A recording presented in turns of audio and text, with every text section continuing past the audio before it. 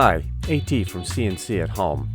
We still have this wiggling problem on the gantry, and what I want to try to do is put a couple layers of electrical tape, but just on the back side to see if that works or not, but not on the front. I also want to try this Gorilla Tape, which is a little thicker, and see how that works. I'm just going to do it for about 3 or 4 inches on each one of those to see how the gantry lines up and how it wiggles or doesn't wiggle.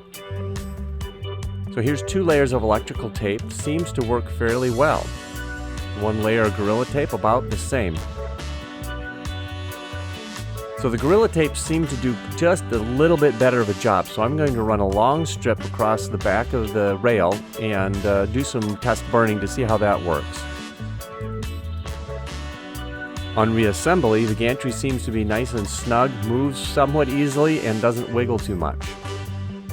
Here I'm doing a test burn on a piece of cardboard and doing the old compass rose.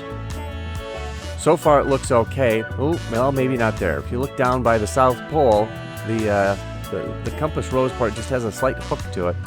And on further examination, there is some waviness going on there. So that didn't fix it completely.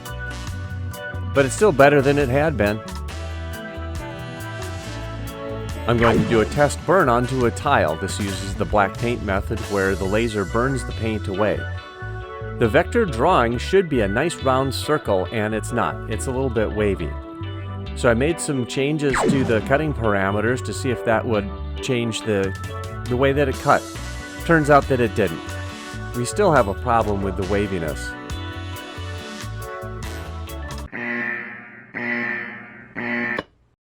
Oops.